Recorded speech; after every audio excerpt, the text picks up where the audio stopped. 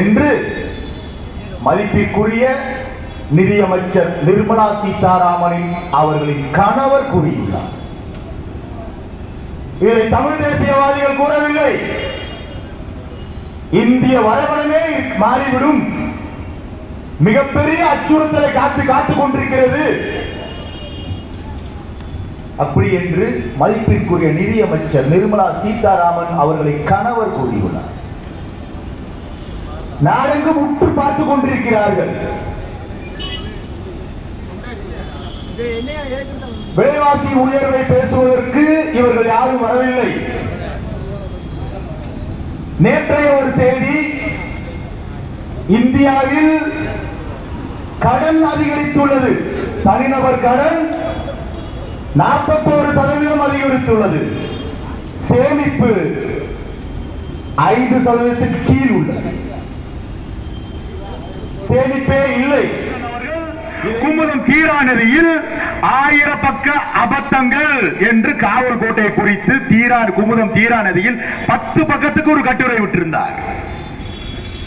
அதன் தொடர்ச்சியாக அதே குமுதத்தில் பெத்தானியபுரம் முருகானந்தம் என்ற பெயரில் காவல்கோட்டை நாவல் எங்கிருந்து களவாடப்பட்டது என்பதை விரிவாக எழுதியுள்ளார். காவல்துறை நண்பர்களே, உங்களுக்கு சந்தேகம் இருக்குமாயின் இப்போது கூட நீங்கள் வலைதளங்களில் பெத்தானியபுரம் முருகானந்தம், நீங்கள் எல்லாரும் தான் பெத்தானியபுரம் முருகானந்தம் என்று கூகுளில் டைப் செய்யுங்கள். விரிவாக வரும் பெரிய கட்டுரை. அந்த கட்டுரையிலே ஐயா சு. வெங்கடேசன் அவர்கள் 1992 இதே ராமர் கோயில் கட்டுவதற்கு செங்கல்களை பூஜை செய்து அனுப்பியுள்ளார். அப்படி என்று பெத்தானியபுரம் முருகானந்தம் குறிப்பிட்டுள்ளார். நான் இட்டுக்கட்டி சொல்லவில்லை, எக்ஸாகரேட் பண்ணவே இல்லை. நான் உண்மையை உடைச்சு சொல்றேன். உசிலம்பட்டி பகுதியைச் சேர்ந்த அனந்த பாண்டியன் என்ற ஒருவர், லண்டன் வாழ் தமிழர், அவர் பிறந்த சமூகமான பிரமலை கல்லர், அவர்களின் வாழ்வு என்ன, அவர்கள் எங்கிருந்து வந்தார்கள் என்ற ஆராய்ச்சியில், ஒரு 8 ஆண்டு கால 10 ஆண்டு கால ஆராய்ச்சியில்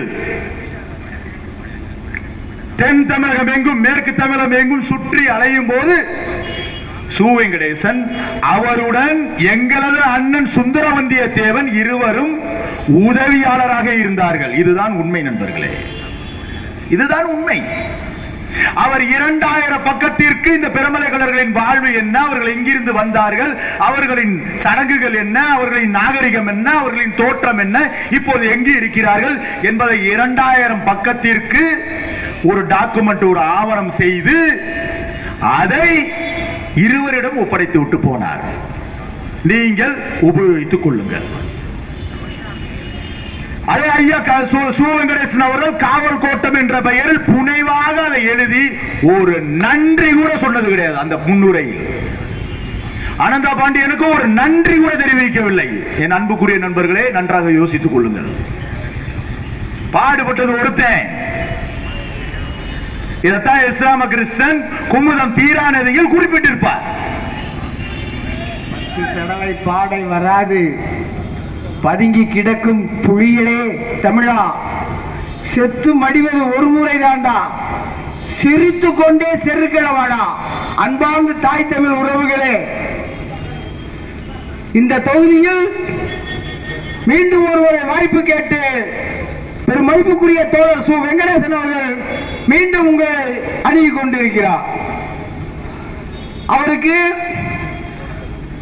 நாம் தமிழர் கட்சி சார்பாக மிக தெளிவாக, உறுதியாக, நியாயமாக ஒரு கேள்வி கேட்கிறோம். நமது வில்லாபுரம் பகுதியில் அப்பாவியான பொண்ணு, அமைதியான பொண்ணு, ரொம்ப எளிமையான பொண்ணு லீலாவதியின் ஒரு கவுன்சிலர் வாழ்ந்தாங்க. அந்த கம்யூனிஸ்ட் கட்சியை சேர்ந்த கவுன்சிலர்.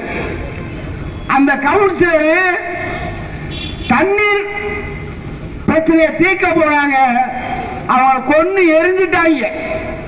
யாரு கொண்டு எரிஞ்சாங்க? இன்னைக்கு நீங்க கூட்டு சேர்ந்துக்கிட்டு கொண்டாங்க. கொஞ்சமாவது மானம் வெக்கம் சூடு சொன்ன இதுல ஏதாவது ஒண்ணு இருந்தா உன் கட்சிக்காரனை கொண்டு உன் கட்சிக்காரனை எரிஞ்சவன கூட்டு சேர்ந்துக்கிட்டு அறிவாயத்தை காசை வாங்கி காலை நக்கிக்கிட்டு திரிவீங்களா? சொல்லுங்க. காலை நக்கி குடிக்கிறீங்களே, இது என்ன அரசியல்? தமிழர்களை ஏமாற்றி தமிழர்களை ஏமாற்றி தமிழர்களை ஏமாற்றியே வாழ்றீங்களே. கேட்டா முற்போக்கு என்ன முற்போக்கு பண்ணீங்க? நீங்க என்ன முற்போக்கு பண்ணீங்க? 2005 ஆண்டுகளுக்கு முன்னால கீழடியில் கிடந்த ஆய்வுகத்தை ஆய்வு பொருள்களை தமிழரின் கலாச்சாரத்தை தமிழரின் நாகரிகத்தை திராவிட நாகரிகம் வெக்கம் இல்லாம காசை வாங்கிட்டு சொல்றீங்களே, இந்த வேகத்தை பாராளுமன்றத்தில் ஒருக்கையா நீங்க பேசிருக்கீங்களா? பாராளுமன்றத்தில் உங்களுக்கு ஓட்டு போட்ட மக்களுக்காக நீங்க என்ன பேசியிருக்கீங்க?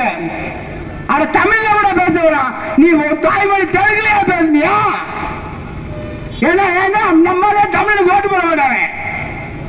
கரெக்டா செய்யறாங்க. மதுரை தொகுதியை கம்யூனிஸ்ட் கட்சிக்கே கொடுப்பாங்க.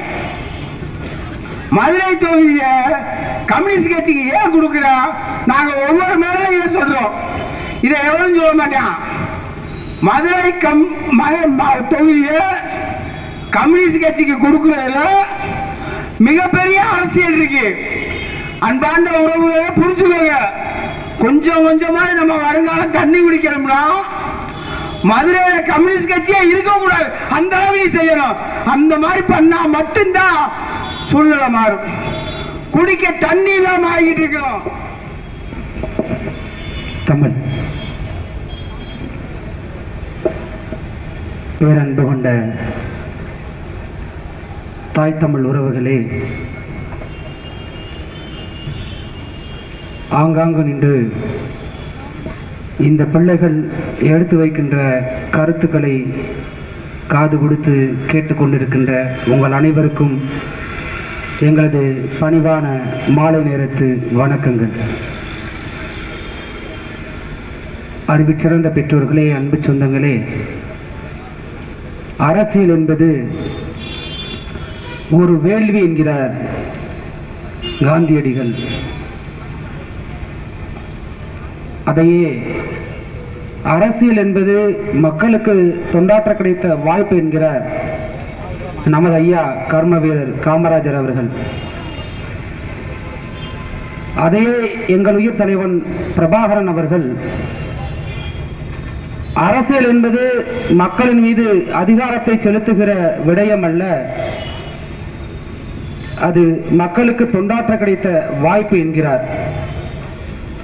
அதையே இந்த பிள்ளைகள் சீமானின் தம்பிகள் நாங்கள் அரசியல் என்பது அனைத்து உயிர்களுக்குமான தேவையும் அதை பூர்த்தி செய்கின்ற சேவையுமாக கடந்த 13 ஆண்டு காலமாக இந்த தமிழர் நிலத்தில் செய்து வந்து கொண்டிருக்கின்றோம். அறிவார்ந்த பெற்றோர்களே, அன்பு சொந்தங்களே, நடக்க இருக்கின்ற நாடாளுமன்ற தேர்தலை நாம் எல்லாம் ஆயத்தமாய் கொண்டிருக்கின்றோம். இந்த பகுதியிலே இந்த மண்ணின் குரலாக நீங்கள் கடந்த முறை ஐயா சு வெங்கடேசன் அவர்களுக்கு வாக்குகளை செலுத்தி அந்த பாராளுமன்றத்திற்கு அனுப்பி வைத்தீர்கள்.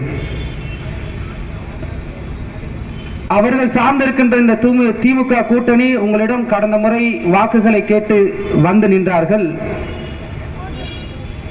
தேர்தல் அறிக்கைகளை உங்களிடம் சொல்லி வாக்குகளை பெற்றார்கள். என்ன சொல்லி உங்களிடம் வாக்குகளை பெற்றார்கள் என்பதை உளமாற நீங்கள் சிந்திக்க வேண்டும். அன்பு சொந்தங்களே, நாங்கள் வென்று வந்தவுடன் தமிழ்நாட்டிலே இருக்கக்கூடிய கிராமப்புறத்தை சேர்ந்த 10ஆம் வகுப்பு தேர்ச்சி பெற்ற 1 கோடி இளைஞர்கள் தேர்வு செய்யப்பட்டு அவர்கள் அனைவரும் நெடுஞ்சாலைத்துறை பணியாளர்களாக நியமிக்கப்படுவார்கள் என்று சொன்னார்கள். செய்தார்களா என்பதை அறிவார்ந்த பெற்றோர்கள் நீங்கள் சிந்திக்க வேண்டும். நாங்கள் வென்று வந்தால் தமிழகத்தில் இருக்கக்கூடிய கிராமப்புற பெண்கள் 10ஆம் வகுப்பு தேர்ச்சி பெற்ற பெண்கள் 50 லட்சம் பேர் தேர்ந்தெடுக்கப்பட்டு அவர்கள் அனைவரும் மக்கள் நல பணியாளராக நியமிக்கப்படுவார்கள் என்று சொன்னார்கள். செய்தார்களா என்று சிந்தித்து பாருங்கள். அன்பு சொந்தங்களே, நாங்கள் வென்று அறிவார்ந்த பெற்றோர்களே, காகித பூ மணக்காது, காங்கிரஸ் கட்சி இடிக்காது சொன்னதையா ஐயா கருணாநிதி. டாடா பிர்லா பங்காளி பாட்டாளிகளின் பகையாளி காங்கிரஸ் சொன்னது யாரு? ஐயா கருணாநிதி. தொடர்ச்சியாக எந்த கட்சியை ஒழித்து கட்ட வேண்டும், காங்கிரஸ் கட்சி இந்த மண்ணில் இருக்கக்கூடாது, அதிகாரத்தை விட்டு அகற்ற வேண்டும் என்று திராவிட முன்னேற்ற கழகத்தை தொடங்கி நடத்தினார்களோ போட்டியிட்டார்களோ பின்னாட்கள் அதே கட்சியோட கூட்டணி. இந்திய அறிவார்ந்த பெற்றவர்களே, அரசியலை ஒரு பிழைப்பாக பணம் போட்டு பணம் அளிக்கிற ஒரு தொழிலாக மாற்றியது இந்த திராவிட முன்னேற்ற கழகம்.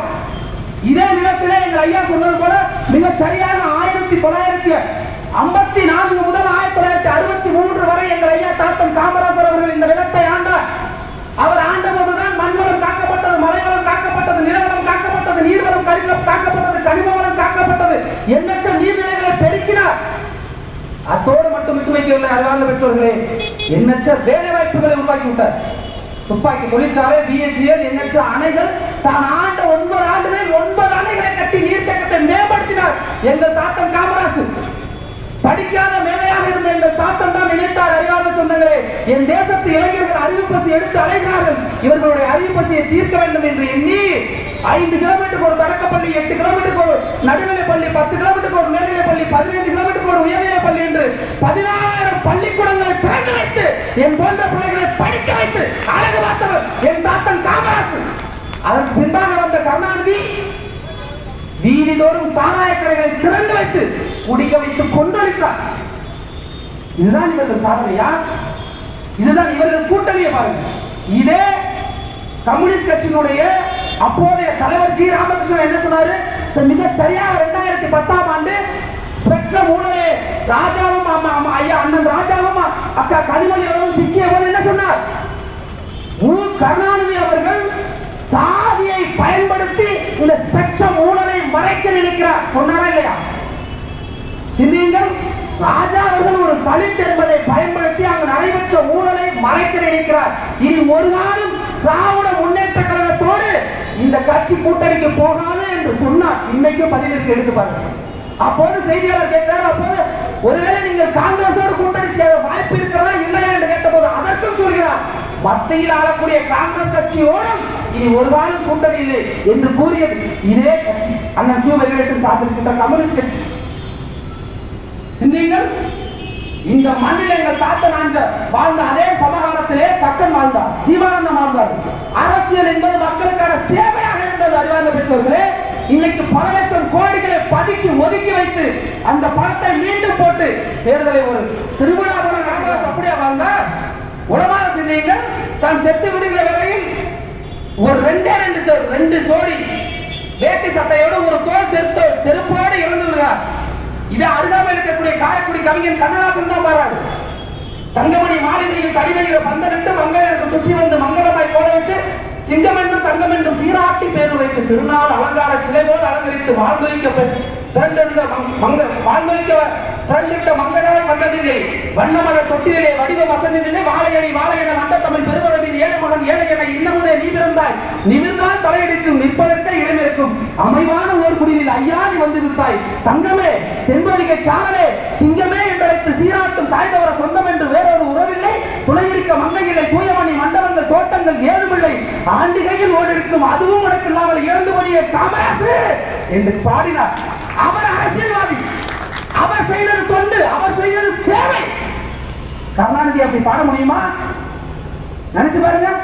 என் தாத்தன் தான் ஆண்ட 9 ஆண்டுகளில் 9 அணையை கண்டார். கருணாநிதி வெறும் துணையை மட்டுமே கண்டார், ஒரு அணையை கண்டார். கொண்டு 60 வருஷம் ஆண்டுதான், 60 வருஷம். அதற்கு பின்பாக சாலை கடைகளை திறந்து விட்டார். யார்? கருணாநிதி ஐயா.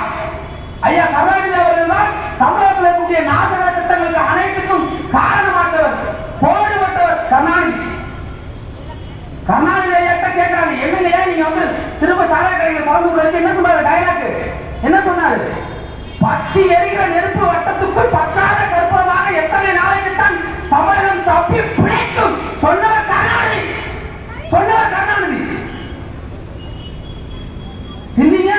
கொஞ்சம் நெஞ்ச நாசக வேலையை அந்த நாட்டுக்கு பண்ணி வச்சாங்க. அன்னை தமிழை பேசி, அழகு தமிழை பேசி ஆட்சியை பிடித்து அதிகாரத்தை பிடித்து ஐயா கருணாநிதி அவர்கள் இந்த நிலத்துக்கு செய்த ஒரு சாதனை, ஏதாவது ஒரு சரியான தாய் தமிழ் உறவுகளுக்கு வணக்கம்.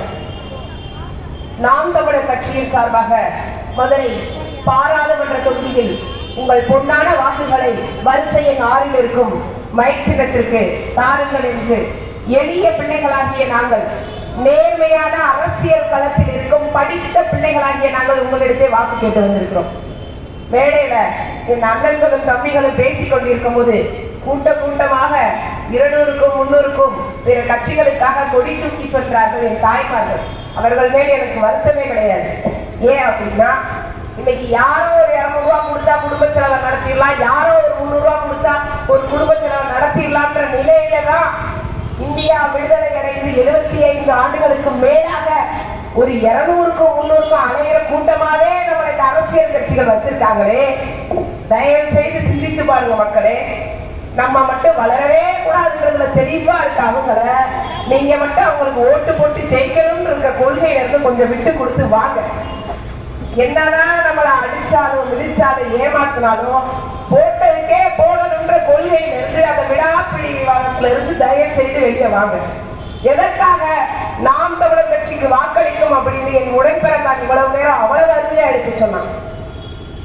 எதற்காக நாம் தமிழர் கட்சிக்கு மைக் சின்னத்துக்கு உங்களுக்கு போடுற வாக்கு வீணாகுதுன்னு சொல்லாதீங்க. எங்களுக்கு நீங்கள் வாக்கு போட்ட உடனே எங்களுக்கு முதல்ல கொடுத்த அந்த இரட்டை மெழுகுவர்த்தி சின்னத்தை எங்கிட்ட இருந்து கொடுக்குறாங்க. அதுக்கப்புறமா எங்கிட்ட இருந்து கொடுத்த கரும்பு விவசாய சின்னம். நாங்கள் விவசாயிகளுக்காக, வேளாண் நலனுக்காக அக்கறையில் இருக்கோம், எல்லார்கிட்டையும் கொண்டு சென்றோம், எல்லோருக்காக உழைத்தோம், விவசாயிகளுக்காக உழைத்தோம். சின்னம்னு ஒண்ணு இருந்தா தானே நீ ஜெயிப்பேன்னு சொல்லி இந்த தடவை தேர்தல் அறிவித்த பின்னும் எங்களுக்காக சின்னம் கொடுக்கல. ஓடாத சைக்கிள் எல்லாம் கொடுத்தாங்க சின்னமா. ஆனால் 7 விழுக்காடுகளுக்கு மேல வாக்கு சதவீதம் வச்சிருக்கிற செந்தமலன் சீமானவர்களுக்கு சின்னமே கொடுக்கல. நீங்கள் சின்னத்தை வேணும் எங்களிடமிருந்து பிடுங்கலாம், ஆனால் மக்களுக்காக உழைக்க வேண்டும் என்ற எண்ணத்தை எங்களிடமிருந்து நீங்கள் வாங்கிவிட முடியுமா? ஒரே நல்ல நாம் தமிழர் கட்சியோட தகவல் தொழில்நுட்ப பிரிவு எல்லா இடத்திலையும் மைக் சின்னத்திற்கு கொண்டு போனாங்க. ஆனா அந்த தேர்தல் ஆணையம் செஞ்சதுலே ரொம்ப நல்லது. இந்த சின்ன மைக் சின்னம் அப்படின்றத எல்லாருக்கும் கொடுத்ததுதான் நாம் தமிழர் கட்சிக்கு. ஏன்னா எங்களுக்கு சின்னமே கொடுக்க கூடாதுங்களோ, எவ்வளவு பிடிவாதமா இருந்தீங்களோ, எங்க சின்னமே இல்லாம எவனுமே ஓட்டே கேட்க முடியாத நிலைமைக்கு இன்னைக்கு வந்துச்சு. வடிவேல் சொன்ன மாதிரி அடிச்சாம் பாரு அப்பாயின்மெண்ட் ஆடுற மாதிரி நான் சொல்றேன். எந்த தைரியம் உள்ள எதிர்கட்சி அரசியல்வாதிகளா இல்ல எல்லா அரசியல்வாதிகளாலும் என் சின்ன பிராமணி ஓட்டு கேட்டு போயிருக்கு. என் சின்ன பிராமணி ஓட்டு கேட்டு போய் மக்கள்கிட்ட பேசுது. நீ பேசவே மாட்டேப்பா, அப்புறம் ஏன் சின்ன பிராமணி போற? மாறி மாறி கம்யூனிஸ்ட், காங்கிரஸ், திமுக அறிமுகம் செய்து பேச இருக்கின்ற இந்த கூட்டத்தை ஒருங்கிணைத்திருக்கின்ற நாம் தமிழர் கட்சியின் தளபதிகளே, அனுமதி தந்து பாதுகாப்பு பணியை செய்து கொண்டிருக்கின்ற கண்ணியமிக்க காவல்துறை அதிகாரிகளே, பகுதிவாழ் பொதுமக்களே, வியாபார பெருங்குடிகளே, மாற்றுக் கட்சி தோழர்களே, உங்கள் யாவருக்கும் செந்தமலன் சீமானின் தம்பி திருப்பூர் சுடலையும் எழுச்சியும் புரட்சியுமான மாலை வணக்கங்கள். பிறந்து கொண்டவர்களே, தொடர்ச்சியாக பரப்புரை, ஒவ்வொரு நாளும் ஒவ்வொரு மாவட்டம், உடல்நிலை சரியில்லாமல் இருக்கக்கூடிய சூழலிலும் கூட இன்றைய தேதியில் இந்த கூட்டத்தை, அதுவும் மதுரை மண் வந்தாரையெல்லாம் வாழ வைக்கின்ற இந்த மதுரை மண்ணின் கூட்டத்தை தவிர்த்துவிடக் கூடாது என்பதற்காக காலை 5 மணிக்கு அலாரம் வைத்து எழுந்து 500 கிலோமீட்டர் பயணித்து எங்கள் மதுரை சொந்தங்களை பார்ப்பதற்காக வந்திருக்கின்ற இந்த பிள்ளை அதிக நேரம் எடுத்துக்கொள்ளப் போவது இல்லை. மிக சரியாக 30 நிமிடங்களுக்குள்ளாக உரையை முடித்து விடுவேன். எனவே பெற்றோர்கள், பெரியவர்கள் தயவு செய்து செவி கொடுங்கள். பேருந்து கொண்டவர்களே, இந்த மதுரை மாவட்டம், இந்த மதுரை மண் என்பது செந்தமலன் சீமானுக்கும் அவன் தம்பிகளுக்கும் மிகவும் நெருக்கமான மாவட்டம். காரணம், கடந்த காலத்தில் இந்த இனத்தில் தாழ்ந்து வீழ்ந்து கிடக்கின்ற தமிழ் தேசிய இனத்திற்காக பேசுவதற்கு, போராடுவதற்கு இந்த மண்ணில் ஒரு தலைவன் இல்லையே, நமக்கான கட்சி இந்த மண்ணில் இல்லையே என்று நாங்கள் ஏங்கி தவித்த போது, இல்லை நாங்கள் இருக்கிறோம், நான் இருக்கிறேன் என்று சொல்லி இந்த மண்ணில் 2010 இதே மதுரை மண்ணில் தான் எங்கள் அண்ணன் சீமான் நான் தமிழர் கட்சி, நானும் தமிழன், நீயும் தமிழன், நான் தமிழர் என்று விதை போட்ட மண் இந்த மதுரை மண். அந்த மேடையில் எங்களுடைய அண்ணன் சீமானவர்கள் பதிவு செய்தார். எந்த முதலமைச்சர் பதவிக்காக எங்கள் இனத்தை நீங்கள் கொன்று ஒழித்தீர்களோ மிஸ்டர் கருணாநிதி, அந்த முதலமைச்சர் பதவி இனி உங்கள் வாழ்நாளில் ஒருபோதும் கிடைக்கப் போவது இல்லை, நாங்கள் கிடைக்கவும் விடமாட்டோம் என்று இந்த மதுரை மண்ணில் அண்ணன் சீமான் சபதம் செய்தார். அதே போல சத்தியம் எப்போதும் வெல்லும் என்பதை போல கட்டுமரம் கட்டையில் போகின்ற வரை அந்த பதவியை இந்த மண்ணில் நாங்கள் கொடுக்கவில்லை. அது வரலாறு. அந்த வரிசையில் பெற்றோர்களே 2016 நாங்க போட்டியிட்டோம். எக்காளி பேசுங்க சொன்னதை போல நீங்கள் தந்த வாக்குகள் 1.1 விழுக்காடு. 2019 போட்டியிட்டோம், நீங்கள் தந்த வாக்குகள் 3.8 விழுக்காடு. 2021 போட்டியிட்டோம், நீங்கள் தந்த வாக்கு 7.1 விழுக்காடு. நாங்கள் தேர்தலுக்கு பின்பாக எங்கள் பெற்றோர்களிடத்திலே கேட்டோம், தாய்மார்களிடத்திலே கேட்டோம், ஏன் நீங்கள் நாம் தமிழர் கட்சிக்கு வாக்களிக்கவில்லை, எங்களுக்கு நீங்க ஏங்க ஓட்டு போடலன்னு கேட்டோம். அதற்கு என் பெற்றோர்கள் எல்லாம் சொன்னார்கள், நாம் தமிழர் கட்சி நல்ல கட்சி தான், ஒரு சரியான கட்சி தான். உங்கள் அண்ணன் சீமான் ஒரு ஆகச்சிறந்த போராளி தான், புரட்சியாளன் தான். ஆனாலும் கூட ஜெயிக்க போற கட்சி எதுவோ அதுக்குத்தான் ஓட்டு போடணுங்கிற அடிப்படையில நாங்க திமுக போட்டோம். அதிமுக மதுரை மண்ணில் நின்று சீமானின் தம்பி உங்களுக்கு ஒரு வேண்டுகோளை வைக்கின்றோம். தயவு செய்து பெற்றோர்களே, எப்படி கடந்த 3 தேர்தலிலும் ஜெயிக்க போற கட்சிக்கு தான் ஓட்டு போடணுங்கிறதுல உறுதியா இருந்தீங்களோ அதே போல இந்த தேர்தலிலும் ஜெயிக்க போற கட்சிக்கு தான் ஓட்டு போடணுங்கிறதுல உறுதியாக நில்லுங்கள். காரணம், இந்த தேர்தலில் 40 தொகுதிகளும் ஜெயிக்க போகிற கட்சி எங்களுடைய நாம் தமிழர் கட்சி. இந்த முறை ஒரு மிகப்பெரிய மாற்றத்தை இந்த மக்கள் எதிர்பார்க்கிறார்கள். அந்த மாற்றத்தை தருகின்ற மகனாக அண்ணன் சீமானின் தம்பிகள் நாங்கள் களத்திலே முன்னிற்கிறோம். போன தேர்தலில் போட்டிட்டோம், 7.1 விழுக்காடு. எங்களுக்கான சின்னம் விவசாய சின்னம். ஒரு சின்னத்தை தக்க வைக்க வேண்டும் என்று சொன்னால் ஒரு கட்சி வாங்க வேண்டிய வாக்கு 8 விழுக்காடு. கிட்டத்தட்ட 8 விழுக்காட்டை தொட்டு விடுகின்ற அளவிற்கு நாங்கள் 7.1 விழுக்காட்டை வாங்கினோம். போன தேர்தலில் ஒருத்தர் வந்தார், உங்களுக்கு தெரியும், கமலஹாசன் இல்லையா? வந்தவர் கையை இப்படின்னாரு இப்படின்னாரு, குரலி வித்தெல்லாம் காட்டினாரு, டார்ச் லைட் எடுத்துட்டு டிவி எல்லாம் உடைச்சாரு. உடைச்சாரா இல்லையா? நாங்க தான் மாற்றோம், ஓட்டு போடுங்கன்னு நாங்க வந்து கத்தி கத்தி சொன்னோம். மக்கள் நீதி மையத்தின் தலைவர் கமலஹாசன் அவர்கள் மாற்றத்திற்கான மனிதர் அல்ல. இன்றில்லை என்றாவது ஒரு நாள் அறிவாலயத்தின் வாசலில் 200 ரூபாய் ஊப்பிக்கு பக்கத்திலே நிற்பார் என்று நாங்கள் சொன்னோம். நீங்கள் நம்பவில்லை, டிவியை எல்லாம் உடைத்தார். இப்போது ஒரு பத்திரிகைக்காரன் கேட்கிறான், என்ன கமலஹாசன் சார் டிவி எல்லாம் உடைச்சிங்களேன்னு கேட்டா கமலஹாசன் சொல்றாரு, டிவியை உடைத்தாலும் ரிமோட் இன்னும் என் கையில தான் இருக்குங்கிற. நாங்க என்ன சொல்றோம், மிஸ்டர் கமலஹாசன், உடைஞ்சு போன டிவிக்கு ரிமோட் இருந்தா என்ன இல்லன்னா என்ன, அந்த இடம் இருந்தா என்ன, புரியுதா உங்களுக்கு? அப்ப போன தேர்தலில் கமலஹாசனுக்கு விழுந்த வாக்கு 3.8 விழுக்காடு. ஏன் போட்டான்? ஓட்டு ஏன் கமலஹாசனுக்கு போட்டான்? எனக்கு திமுகவும் வேண்டாம், அதிமுகவும் வேண்டாம், நாம் தமிழரும் வேண்டாம், நான் மாற்றத்தின் மகனாக கமலஹாசனை பார்க்கிறேன் என்று சொல்லித்தான் 3.8 விழுக்காடு போட்டான். போன 2019 தேர்தலில் இதே மதுரை தொகுதியை நாங்கள் ஒரு ஆகச்சிறந்த வேட்பாளரை நிறுத்தினோம். போட்ட வாக்கு 42,000 ஓட்டு இல்லையா? 42,000 ஓட்டு கமலஹாசன் பண்ணாரு. போட்ட வாக்கு 85,000 ஓட்டு. நான் கேட்கிறேன், இந்த முறை கமலஹாசன் திமுக கூட்டணிக்கு போயிட்டாரு, அந்த 3.8 விழுக்காடு வாக்கு, அது குறிப்பாக இந்த மதுரை தொகுதியில் 85,000 பேர் கமலஹாசனுக்கு போட்டாலே அந்த ஓட்டு இந்த தேர்தலில் யாருக்கு விழும்? யாருக்கு? கமலஹாசன் கூப்பிட போய் உட்கார்ந்ததுக்காக அந்த ஓட்டுக்கெல்லாம் திமுக போகணும் நம்புறீங்களா நீங்க? இல்லை. அவன் திமுக போடணும்னு நினைச்சிருந்தா போன தேர்தலே ஓட்டுப்பான். அவன் ஏன் கமலஹாசனுக்கு போட்டான்? மாற்றத்தின் மகனாக கமலஹாசனை பார்த்தான். பெற்றோர்களே, நான் சொல்ல விரும்புவது ஒன்றுதான், போன தேர்தலில் அவருக்கு வாக்களித்த 3.8 விழுக்காடு வாக்காளர்கள் இந்த முறை தெரிந்திருப்பார்கள், மாற்றத்திற்கான மகன் கமலஹாசன் அல்ல, மாற்றத்திற்கான மகன் எங்களுடைய அண்ணன் செந்தமிழன் சீமான். எனவே கமலஹாசனுக்கு விழுந்த 3.8 விழுக்காடு வாக்குகள் இந்த தேர்தலில் சிந்தாமல் சிதறாமல் நாம் தமிழர் கட்சிக்கு ஒளிவாங்கி சின்னத்தில் விழும். அதே போல திமுக கூட்டணியில விசிகா எங்களுடைய அண்ணன், அருமை அண்ணன் எழுச்சி தமிழர் திருமாவளவன் அவர்கள் ஒரு வரலாறு நான் சொல்ல விரும்புறேன். தொடர்ச்சியாக 2009 இருந்து விசிகா திமுக கூட்டணி தான். 2009 விசிகா எத்தனை சீட்டு? 2 சீட்டு. 2014 கூட்டணி எத்தனை சீட்டு? 2 சீட்டு. 2019 கூட்டணி எத்தனை சீட்டு? 2 சீட்டு. இப்ப 2024 இப்போ எத்தனை சீட்டு? 2 சீட்டு. இன்னும் 5 வருஷம் கழிச்சு ஒரு தேர்தல் 2029 வரும் பாத்தீங்களா, அப்பவும் விசிகாக்கு எத்தனை சீட்டுன்னா அதே 2 சீட்டு தான். ஒரு படத்துல நடந்து போகும்போது வழி கேட்பாங்க, இன்னும் எத்தனை கிலோமீட்டர் போகணும்னு கேட்பாங்க. 2 கிலோமீட்டர் பையாம 5 கிலோமீட்டர் போயிட்டு கேட்பாங்க, 2 கிலோமீட்டர் மாதிரி விசிகாவுக்கு எப்போதும் திமுகவில் 2 சீட்டு தான். கூடுதலா ஒரு சீட்டு கேட்டதுக்கு என்ன சொல்லுது திமுக? நீங்கள் எல்லாம் பொது தொகுதிக்கு ஆசைப்படலாமா? இது எப்படி அந்த காலத்துல நீ பள்ள பய, நீ பரப்பய, நீ உன்னை தொட்டா திட்டு, உன்னை பார்த்தா திட்டு, நீ எல்லாம் காலில செருப்பு போடலாமா, நீ எல்லாம் தலையில துண்டை கட்டலாமா, நீ எல்லாம் ஊர்க்கிணத்துல தண்ணி எடுக்கலாமா என்று கேட்பது எத்தனை பெரிய சாதிய வன்மமோ பச்சை அயோக்கியத்தனமோ அதற்கு சற்றும் குறைவில்லாதது. நீங்கள் எல்லாம் பொது தொகுதிக்கு ஆசைப்படலாமா என்று திமுக கேட்பது. இப்ப நாங்க என்ன சொல்றோம், இந்த தேர்தலில் ஒட்டுமொத்த சிறுத்தைகளும் கொந்தளித்து கிடக்கிறார்கள். கூடுதலாக ஒரு தொகுதி பொது தொகுதி தராத திமுகவை இந்த தேர்தலில் சிறுத்தைகள் கருவறுப்பார்கள். விசிக போட்டியிடுகின்ற விழுப்புரம், சிதம்பரம் 2 தொகுதியை தவிர மீதி 38 தொகுதிகளும் இந்த தேர்தலில் விடுதலை சிறுத்தைகள் வாக்களிக்க போகின்ற கட்சி நாம் தமிழர் கட்சி. ஒளி வாங்கி செல்லும். நீங்க வேடிக்கை பார்க்குற நீங்க எழுதி வச்சுக்கீங்க, எலெக்ஷன் முடிஞ்சு ரிசல்ட் வரும். அன்னைக்கு ஒரு நாள் மதுரையில செல்லூர் கபடி சாலை பக்கத்துல, தினமணி தியேட்டர் பக்கத்துல ஒருத்தர் வெள்ளச்சட்டை ஓட்டு ஒருத்தர் பேசினா அதே மாதிரி பாடுற ஓட்டு வாங்கிட்டாங்கன்னு நீங்க சொல்லலாம்.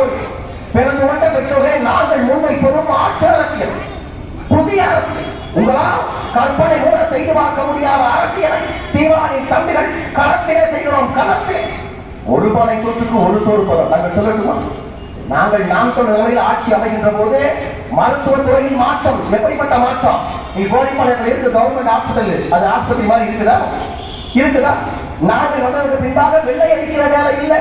தரமட்டமாக இடித்து விட்டு ஒரு ஆக சிறந்த மருத்துவமனை, அரசு மருத்துவமனை 5 மாடி 6 மாடிக்கு முழுவதும் குளிர்சாதன வசதியோடு அப்பல்லோ ஹாஸ்பிட்டலுக்கு நிகராக, அப்பல்லோ மருத்துவமனைக்கும் மேலாக ஒரு ஆக சிறந்த அரசு மருத்துவமனை நாங்கள் தருவோம். அரசு மருத்துவமனைக்குள்ள இந்த உட்கார்ந்து எங்க அப்பா மாதிரி எங்க பெரியாத்தா மாதிரி ஒரு கிளவி போகுதுன்னா அரசு மருத்துவமனை வாசல் மேல படித்த பிள்ளைகளாக ஏர் ஹோஸ்டஸ் மாதிரி விமான பணிப்பெண்கள் மாதிரி 2 தங்கைகளை போட்டு, வணக்கம், கோரிப்பாளையம் அரசு மருத்துவமனை உங்களை வரவேற்கிறது, நான் உங்களுக்கு என்ன உதவி செய்ய வேண்டும், உட்கார வச்சு கிளவிக்கு பிரஷர் இருக்கா, பிபி இருக்கா, சுகர் இருக்கா, என்ன பிரச்சனை பாட்டி உனக்கு, டப்பு டப்பு டப்பு லேப்டாப்ல தட்டி லிப்ட்ல கிளவியை ஏற்றி 2வது ஃப்ளோர்ல டாக்டர் பார்க்க போறதுக்கு முன்னாடி டீடைல் டாக்டருக்கு போயிடும். மேல லிப்ட்ல போற பாட்டிக்கிட்டே டாக்டர் உட்கார வச்சு, பாத்தீங்கன்னா உங்களுக்கு என்ன செய்து ஏது செய்து கேட்டு வைத்தியம் பார்த்து கொண்டிருப்பா. நான் சொல்கிற காட்சியை கற்பனை செய்து பாருங்கள். அந்த அமர்ந்திருக்கின்ற மருத்துவருக்கு பின்பாக சுவற்றில் ஒரு படம் மாட்டப்பட்டிருக்கும். அந்த படத்தில் எங்களுடைய தலைவன் மேதகுவே பிரபாகரன் சிரித்துக் கொண்டிருப்பான். அப்படிப்பட்ட மாற்றம். இந்த மாற்றம் உங்களுக்கு வேண்டுமா வேண்டாமா நீங்களே முடிவு பண்ணுங்க. அதே போல இந்த மதுரை மண்ணில எது மல்லி, மதுரை மல்லி உலக பிரசித்தம் இல்லையா? நாங்கள் சொல்கின்றோம், சீமானி தலைமையில் அரசு அமைகின்ற போது 5000 ஏக்கர் 10,000 ஏக்கர் நிலத்தை அரசே கையகப்படுத்தி முழுவதுமாக மல்லி விவசாயி வேளாண்மை இருந்த என் பெற்றோர்கள் எல்லாம் அழைச்சிட்டு வந்து அத்தனை பேருக்கு 50,000 60,000 சம்பளம் போய் விவசாயத்தை பக்கத்திலேயே 50 ஏக்கர்ல ஒரு தொழிற்சாலை. என்னை போல படிச்ச பிள்ளைகளை அழைச்சிட்டு வந்து மாசம் 1 லட்சம் சம்பளம். அரசு வேலை. என்ன வேலை? மல்லியிலிருந்து, மல்லிகை பூவிலிருந்து என்னவெல்லாம் தயாரிக்கலாம்? வாசனை திரவியங்கள் தயாரிக்கலாமா, நறுமண திரவியங்கள் தயாரிக்கலாமா, தயாரித்து அதை போத்தலில் அடைச்சு இன்னைக்கு நாம பார்க்கிறோம் இல்லையா? ஒவ்வொரு பொருளும் made in Japan, made in Russia, made in China என்பதை போல மதுரையில் தயாரிக்கப்பட்ட மல்லியின் வாசனை திரவியத்தை போத்தலில் அடைத்து மேட் இன் தமிழ்நாடு, கோரிப்பாளையம், மதுரை என்று போட்டு உலக நாடுகளுக்கெல்லாம் ஏற்றுமதி செய்கின்ற திட்டம். இந்த திட்டம் உங்களுக்கு வேண்டுமா வேண்டாம்? இன்னைக்கு இருக்கிற திமுக அமைச்சர்கள் இன்னும் தேர்தலே வரல, அதற்குள்ளாக அவ்வளவு நக்கலா பேசுறாங்க, அதுப்பா பேசுறாங்க. வேலூர்ல நீர்வளத்துறை அமைச்சர் யாரு, துறைமுகன் ஒருத்தர் தவளவாய் மாதிரி இருப்பாரு, அவர் பையன் கதிரானந்து, அவர் பேசுறாரு. என்ன சொல்றாரு? ஓட்டு கேட்டு வந்து இது போல என் தாய்மார்களை பார்த்துட்டு, என்ன எல்லாரும் பேரன் லவ்லி போட்டுக்கீங்க இல்லையா, பேரன் லவ்லி போட்டுக்கீங்க, பான்ஸ் பவுடர் போட்டுக்கீங்க, ரொம்ப செழிப்பா இருக்கீங்க, என்ன காரணம்? 1000 ரூபாய் வந்துச்சா? எப்படி 1000 ரூபாய் வந்துச்சா? அப்ப நாங்கள் சீமானிடத்தில் என்ன கேட்கிறோம்? என்ன மிஸ்டர் துரைமுருகன், நீங்களும் என்ன மிஸ்டர் கதிராமன், நீங்கள் உங்க அப்புறம் நல்லா கொழுத்து பெருத்து சென பண்ணி மாறி இருக்கீங்களே, பண்ணி மாறி என்ன காரணம்? ஆத்து மண்ணை அள்ளிக்கிட்ட காசு வந்துச்சா? கனிம வளத்தை வெட்டிக்கிட்ட காசு வந்துச்சா? ஒவ்வொரு டாஸ்மாகை கோட்டுக்கு 10 ரூபாய் வாங்குறீங்க, அந்த காசு வந்துச்சா? கேட்க தோன்றுகிறதா? இல்லை. அப்ப பெற்றோர்கள், பெரியோர்கள், தாய்மார்கள் இதை சிந்திச்சு பாருங்க. இந்த அயோக்கிய பயிலுக, எடுபட்ட பயிலுக 1000 ரூபாய் கொடுக்கறதுக்கு முன்னாடி எங்க அக்கா தங்கச்சி லிப்ஸ்டிக்கே போடலையா, பான்ஸ் பவுடரே போடலையாடா கேட்டா நீங்க கொடுக்குற 1000 ரூபாய் வாங்கி தான் எங்க அக்கா தங்கச்சி லிப்ஸ்டிக் போடுறாளா? அப்ப இது எத்தனை பேர் அசிங்கப்படுத்துற வேலை? கொடுக்குற 1000 ரூபாய் நீ உடஞ்சி சம்பாதிச்ச காசுல கொடுக்குறியா? நீங்க ஆத்து வண்டை வித்து களிமணத்தை வெட்டி வித்து அந்த காசை கொடுக்குறீங்களா? இல்ல. நாம வாங்குற என் பெற்றோர் வாங்குற 1000 ரூபாய் யார் வீட்டு காசு? நம்ம வீட்டு காசு. நான் கட்டா வரி, சாலை வரி, நீர் வரி, நிலவரி, ஏற்றுமதி வரி, இறக்குமதி வரி, ஜிஎஸ்டி வரி, கலால் வரி, வருமான வரி, அத்தனை இழவு வரியாகவும் நான் கட்ட வரிப்படத்தில் எங்க ஆத்தாளுக்கு ஒரு 1000 ரூபாய் கொடுத்துட்டு நீ நக்கல் மயிறு பண்ணுவ. இதை நாங்கள் பார்த்துட்டு நாங்கள் கடந்து போக வேண்டுமா? அப்ப பெற்றோர்கள் பெரியவர்கள் என்ன தைரியம்? இந்த மக்கள் முட்டாள்கள். என்ன சொன்னாலும் சரி, தேர்தலுக்கு முன்பாக ஒரு 1000 ரூபாயை நாய்க்கு எலும்பு துண்டை போடுவதை போல, நாய்க்கு ரொட்டி துண்டை வீசுவதை போல ஒரு 1000 ரூபாயை தூக்கி போட்டா மறுபடியும் போடுவான், ஜூலியனுக்கு போடுவான், கதிரவாளுக்கு போடுவான். அப்படிதானே? அப்ப எங்களுக்கு என்ன கோபம் வருதுன்னா, இந்த பிள்ளைகள் நாங்கள் சீமானின் தம்பிகள், பெற்றோர்களே பெரியவர்களே, நீங்கள் யாராவது ஒருவர் சொல்லுங்கள், நாங்கள் திமுக அதிமுகவை விட நாங்கள் வச்சு பிள்ளைகள் நாங்கள் எதில் குறைந்து போனோம்? எந்த விதத்தில் குறைந்து போனோம்?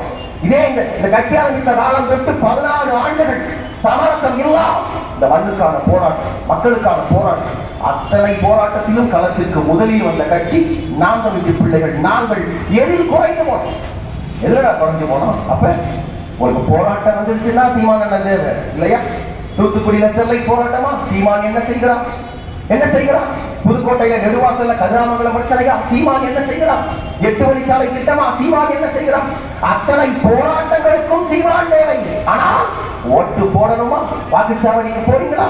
உதயசூரியன் எங்க இருக்கு? கதிரருவாள் எங்க இருக்கு? ரெட்டலை சின்னம் எங்க இருக்கு? அப்ப எங்களுக்கு என்ன கேள்வி வருது? விளக்கமாறு எங்க இருக்கு? செருப்பு எங்க இருக்கு? பிஞ்சு போன கட்ட விளக்கமாறு எங்க இருக்கு? கேட்க தோன்றுகிறதா? சொல்றான், தம்பி நீங்க என்னதான் சொல்லுங்க, நான் கட்டையில போற வரைக்கும் கருணாநிதிக்கு தான் போடுவேன், நான் கட்டையில போனாலும் திமுகவுக்கு தான் போடுவேன். இவன் சொல்றான், நீ கட்டையில போற வரைக்கும் கருணாநிதிக்கு தான் போடுவேன்னா எப்பதாங்க கட்டையில போவீங்க? எப்ப போவீங்க? டேட்ட சொல்லுங்க, நாங்க பாடிய தூக்கணுமா இல்லையா? டேட்டு கொடுங்க. அப்ப நாங்கள் மாற்று அரசியலை முன்வைத்து வருகின்ற பிள்ளைகள் நாங்கள் எங்களுக்கு ஏன் நீங்கள் ஒரு வாய்ப்பு தரக்கூடாது? ஒரு வாய்ப்பு, ஒரே ஒரு வாய்ப்பு. காலில் போடுற செருப்பு இந்த முறை ஒரு மாடல்ல போட்டோம்னா அடுத்த முறை இதுக்கு அப்டேட்டா வேற மாடல் வாங்குறோம். முதல்ல இதனோடு நோக்கியால 1600 ஒரு மாடல் போன் வச்சிருந்தோம் இல்லையா? இப்ப எல்லாரும் என்ன போன் வச்சிருக்கோம்? 4G வச்சிருக்கிறோம்.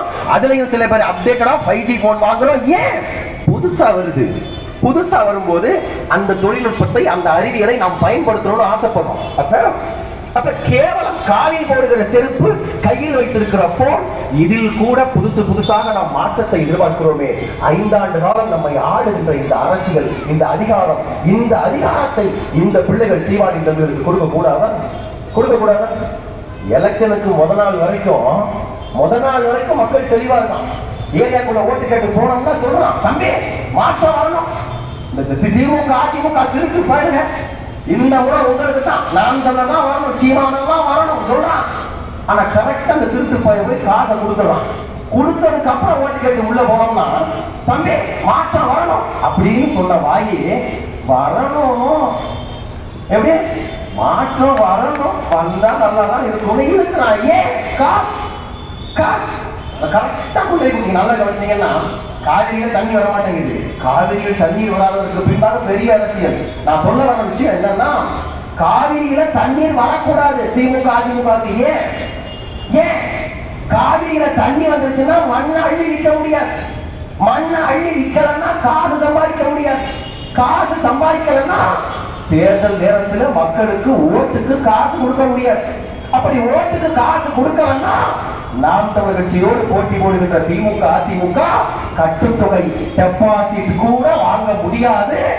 எனவே அதற்கு பின்பாக அப்படிப்பட்ட சர்வதேச அரசியல். உங்களுடைய வேட்பாளர் அருமை தோழர் சு. வெங்கடேசன் அவர்கள் யோசிச்சு பாருங்க, மதுரை மாவட்டம் பெரிய அவ்வளவு வசதியான மாவட்டமா மாறிடுச்சா? ஒரு எம்பிக்கு ஒவ்வொரு ஆண்டும் கொடுக்கக்கூடிய நிதி, செலவு நிதி எவ்வளவுனா 5 கோடி. நல்லா கவனிங்க, ஒரு ஆண்டுக்கு 5 கோடி. 5 வருஷம் பதவியில் இருந்திருக்கிறாரு. எத்தனை கோடி? 25 கோடி. கொரோனா காலகட்டத்தில் ஒரு 2 ஆண்டுகள்ல சரியா கொடுக்கல அரசு. மொத்தம் கொடுத்த தொகை 17 கோடி. அந்த 17 கோடியில 5 ஆண்டுகளில் சு வெங்கடேசன் மதுரை மாவட்டத்தின் வளர்ச்சிக்கு பயன்படுத்திய தொகை எவ்வளவு தெரியுமா? வெறும் 4 கோடியே சில்லறை. அவ்வளவுதான். எவ்வளவு? 4 கோடியே சில்லறை. அவ்வளவுதான். இன்னும் 12 கோடியை பயன்படுத்தாமல் கைக்கு கிடைத்த தொகை. நீங்க யோசிச்சு பாருங்க, 12 கோடியை கையில் வைத்திருந்து இந்த மதுரை மண்ணில் என்னவெல்லாம் செய்திருக்க. நான் வரும்போது பார்க்கிறேன் சாலை, இது சாலை மாதிரியா இருக்கு, கிழிஞ்சு போன சேலமா இருக்கு. ஓடுகின்ற கால்வாய் சரியா இருக்குதா? ஒளிர்கின்ற வெளிச்சம் சரியா இருக்குதா? பள்ளிக்கூடங்கள் சரியா இருக்குதா? அப்ப என்னவெல்லாம் செய்திருக்கலாம். இவன் பேசுறான், மேடைக்கு மேல பேசுறான். நாம 1 ரூபா கொடுத்தா அதற்கு மத்திய அரசு 29 பைசா தான் கொடுக்குது. திமுக காரன் பேசுறான். ஆனா அயோக்கிய பேர கொடுத்த காசு 12 கோடி 17 கோடி அதை பயன்படுத்த வந்து துப்பு இல்ல. 12 கோடியை கொண்டு போய் திரும்ப அப்படியே கொடுத்து வந்திருக்கிறேன். அப்ப நான் கேட்கிறேன், சரியான நிர்வாகம் பண்ண தெரியாத சு வெங்கடேசன், கொடுத்த வாய்ப்பை தவறிட்டு சு வெங்கடேசன் நான் மறுபடியும் ஓட்டு போட போறோமா? கம்யூனிஸ்ட் கட்சி ஒரு காலத்தில் இருக்கலாம் இல்லையா? இன்னைக்கு வந்து 2024 சரியாக அடுத்த ஆண்டு கம்யூனிஸ்ட் கட்சிக்கு 100 ஆண்டு. கட்சி தொடங்கப்பட்டு 100 ஆண்டு இல்லையா? கம்யூனிஸ்ட் கட்சிக்கும் 100 ஆண்டு, RSS சங் பரிவார் கும்பலுக்கும் 100 ஆண்டு. நான் சொல்ல விரும்புவது என்னன்னா, கிட்டத்தட்ட ஒரே ஆண்டு தொடங்கப்பட்ட கம்யூனிஸ்ட் கட்சி RSS இரண்டின் வளர்ச்சியை யோசிச்சு பாருங்க. இன்று RSS ஒட்டுமொத்த இந்தியாவின் அதிகாரத்தை தீர்மானிக்கின்ற இடத்துல RSS இருக்கா. ஆனா கம்யூனிஸ்ட் கட்சி கழுத தேய்ந்து கட்டருமான கதையாக தேய்ந்து தேய்ந்து தேய்ந்து இன்று அடையாளமற்று போயிருக்கிறது. அடையாளமற்று அந்த கம்யூனிஸ்ட் கட்சி அவன் வலது சாரியோ இடது சாரியோ எந்த சாரி வந்தாலும் இந்த தேர்தலில் ஐ எம் சாரி, இந்த தேர்தலில் என்னுடைய வாக்கு நாம் தமிழர் கட்சிக்கு ஒளி வாங்கிக்கு என்பதை தயவு செய்து பதிவு செய்து, தயவு செய்து காசு கொடுக்க வருவான். காசு கொடுக்க நீங்க தோழர் கொடுக்கிறாரோ இல்லையோ, அமைச்சர் 1க்கு 2 அமைச்சர் இருக்கிறாங்க, கண்டிப்பா காசு கொடுப்பாங்க. அப்படி கொடுக்க வரும்போது காசு வாங்கல எங்களுக்கு உடன்பாடு கிடையாது. அதையும் தாண்டி அக்கா பேசும்போது சொன்னதை போல வாங்கணும்னு முடிவு பண்ணிட்டீங்கன்னா கழுத வாங்கி அவன் கொடுக்குற 2000. என்ன சொல்றேன், கேளுங்களேன், கொஞ்சம் கூட தான் கேளுங்களேன். எப்ப பாரு தேர்தல் வந்துட்டா அதே 500 தானா, அதே 1000 தானா? இந்த முறை கேளுங்க. மிஸ்டர் திமுக, மிஸ்டர் அதிமுக, மிஸ்டர் கம்யூனிஸ்ட் கட்சி விலைவாசி தான் ஏறி போச்சு. போன வருஷம் தோரம்பருப்பு என்ன 1 கிலோ என்ன ரேட்டு, இப்ப என்ன ரேட்டு? விலை போட்டு 450 ரூபாய்க்கு மேல விற்குது. தங்கம் 1 கிராம் என்ன விலை? அதனால திரும்ப திரும்ப சும்மா அந்த 500 நீட்டுறது 1000 நீட்டுறது அசிங்கப்படுத்தாதீங்க, எங்களுக்கு டென்ஷன் ஆகுது எங்களுக்கு. அதனால கொடுக்கறது முடிவு பண்ணிட்டீங்கன்னா, எங்க வீட்டுல 4 ஓட்டு இருக்கு, ஒரு ஓட்டுக்கு 2 லட்சம் ரூபாய் மேனிக்கு போட்டு 4 ஓட்டுக்கு ரவுண்டா 10 லட்சம் கொடுத்தாண்டா கொடுங்க, பரதேசி பையன உனக்கே போட்டு விடுறேன்னு சொல்லி கேளு. உண்மையிலேயே சொல்றேன், சீமானின் ஒளிவாக்கி மேல சத்தியம் பண்ணி சொல்றேன். அப்படி ஒருவேளை அவன் 10 லட்சம் கொடுத்து எங்க ஆத்தா எங்க அக்கா தங்கச்சிகள்லாம் பார்க்கும்போது சங்கடமா இருக்கு, காதுல கையில ஒண்ணு இல்லாம. அப்ப நான் என்ன சொல்றேன், அந்த 10 லட்சத்தை வாங்கி அப்படி நீங்க மதிச்சா இருந்தா கூட பரவாயில்லை. ஆனால் இது 2000 ரூபாய்க்கு ரொம்ப அசிங்கமா இருக்கு, அசிங்கமா இருக்கு. அதே போல வர்றப்ப பாத்தீங்கன்னா ஆரத்தி எடுப்பது, ஆரத்தி காசுக்கா தவறு. பொதுவாக ஆரத்தி யாருக்கு எடுப்பது? யாருக்கு? நம்ம வீட்டுக்குள்ள சண்டைக்கு போய் எதிரி களத்துல போய் ஒரு 4 பேரை எதிரியை வெட்டி வீழ்த்திட்டு வர நம்ம வீட்டு பிள்ளைக்கு எடுக்க வேண்டிய ஆரத்தி, நம்ம வீட்டுல இருக்க பொம்பளை பிள்ளை அதை கட்டிட்டு போய் காலம் முழுக்க கண் கலங்காம காப்பாற்ற போற நம்ம வீட்டு மருமகன் அவனுக்கு எடுக்க வேண்டிய ஆரத்தியை 50 ரூபாய்க்கும் 100 ரூபாய்க்கும் போகிற வருவோருக்கெல்லாம் எடுப்பது அவமானம். தயவு செய்து அது வேண்டாம். எனவே காசு கொடுத்தாருன்னா நீங்க தெரியும், அதை தாண்டி வாங்கிட்டீங்க அப்படின்னா அதுல இருந்து ஒரு 11 ரூபாய் எடுத்து சத்தியங்கப்பா நாசமா போறான்னு சத்தியம் பண்ணிருங்க. பண்ணிட்டு 11 ரூபாய் எடுத்து ஒரு மஞ்சள் துணியில முடிஞ்சு அந்த மீனாட்சி தாய் மேல ஒரு காணிக்கை பாரத்தை போட்டுட்டு ஒரு காணிக்கையை போட்டு போய் உண்டியல்ல உதவி போட்டுட்டு அதான் மீனாட்சி ஆத்தா இந்த மாதிரி திருட்டு பையன் வந்தான், காசு கொடுத்தான், கொஞ்சம் செலவுக்கு டைட்டா இருந்தது, அதனால வாங்கிக்கிட்டேன். ஆனாலும் பாரு என் மனசாட்சி உறுத்துது. அதனால இந்த தேர்தல்ல என் ஓட்டு காசு கொடுத்த அவனுக்கு இல்ல, இந்த மண்ணுக்கும் மக்களுக்கும் உண்மையும் நேர்மையுமாக நிற்கிற நாம் தமிழர் கட்சிக்கு சத்யா தேவிக்கு ஒளி வாங்கி சின்னத்துக்கு தான் என்னோட ஓட்டு பாரத்தை போட்டுட்டு ஓட்டை இந்த பக்கம் போடுது. அதே போல என் பெரியப்ப சித்தப்ப நீங்க தயவு செஞ்சு கேட்கிறோம், தினந்தோறும் குடிக்கிறீங்க, தினந்தோறும் போட்டு அடிக்கிறீங்க. அன்னைக்கு தேர்தல் அன்னைக்கு ஏப்ரல் 19ஆம் தேதி அன்னைக்கு ஒரு நாள் மட்டுமாவது குடிக்காம போகும் ஓட்டு போட. என்னன்னா போற வரைக்கும் என் பெரியப்பன் தெளிவா தான் போறான், மைக்கு சின்னம் மைக்கு சின்னம் மைக்கு சின்னம் சொல்லிக்கிட்டே போறான். போய் கட்டிங்க போட்டோடனே போதையில மறந்துடுது. மைக்கு சொன்னாங்களா ஸ்பீக்கர் சொன்னாங்களா என்ன சொன்னாங்கன்னு மறந்துடுது. அதனால அன்னைக்கு ஒரு நாளாவது போய் தெளிவா போய் ஓட்ட போட்டு வாங்க. வேற எந்த வேலையும் இல்லை. வாக்குச்சாவடிக்குள்ள போறீங்க, உள்ள போனதும் அட்டையை காமிக்க சொல்லுவோம். அட்டையை காமிங்க, கையை நீட்டுவான், கையை நீட்டுங்க. கையை நீட்டினதுமே கையில மை வைப்பான் இல்லையா? கையை நீட்டினதும் கையில மை வைப்பான். கையில மைய வச்சதுமே மைக்கில கொண்டு போய் கையை வச்சிடுங்க. மைக்கில கையை வச்சிடுங்க.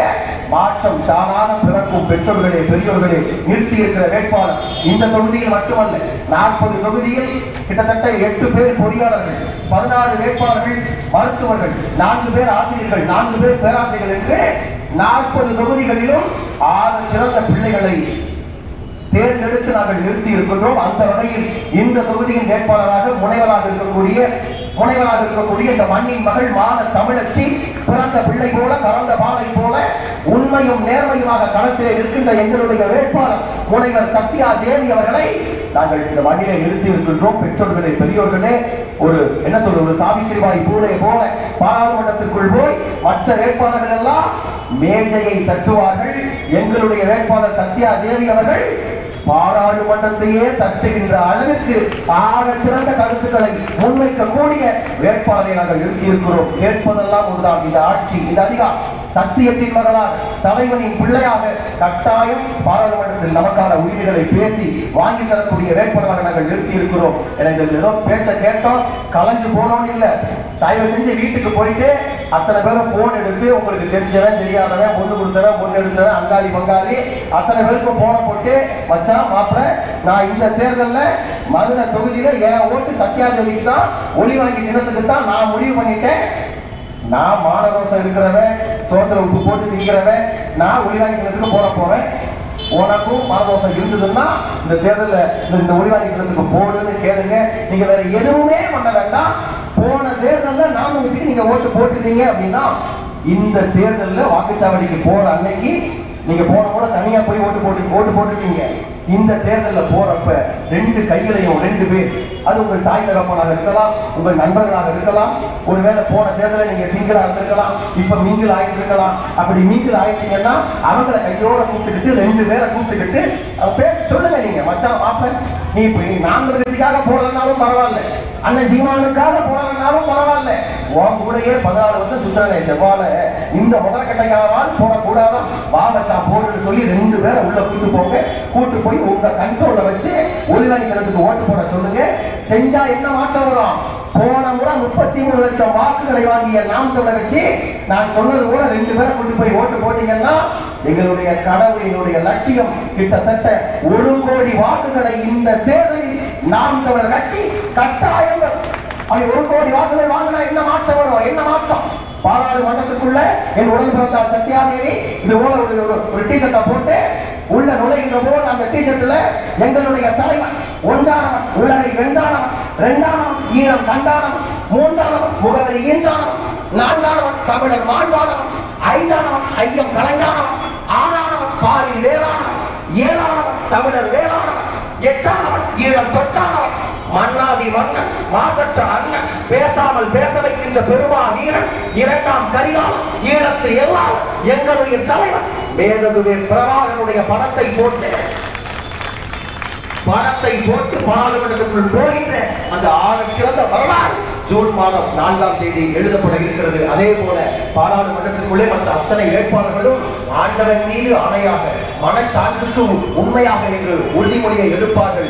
எங்களுடைய வேட்பாளர் சத்யா தேவி அவர்கள் பாராளுமன்றத்திற்குள் போய் ஒட்டுமொத்த தமிழ் தேசிய இனத்தின் தலைவர் மேதகுவே பிரபாகரன் மீது ஆணையாக நான் பதவி ஏற்கிறேன் என்று சொல்லி அந்த பதவி எடுக்கிற காட்சி உலக வரலாற்றில் எழுதப்படும். பெற்றோர்களே, பெரியோர்களே, எனவே இத்தனை ஆண்டு காலம் பணத்திற்காக வாக்களித்த இனம், இத்தனை ஆண்டு காலம் குவார்ட்டருக்கும் கோழி பிரியாணிக்கும் வாக்களித்த கூட்டம் இந்த முறை 2024 நாடாளுமன்ற தேர்தலில் தாழ்ந்து வீழ்ந்து கிடக்கின்ற தமிழ் தேசிய இனத்திற்காக வாக்களித்தது. மாற்றம் நடந்தது. தூங்கா நகரமா மதுரையில் இருந்துதான் நாம் தமிழர் கட்சியின் வெற்றி துவங்கியது என்று வரலாறு இருக்கட்டும். வாய்ப்புக்கு நன்றி. நாம் தமிழர்.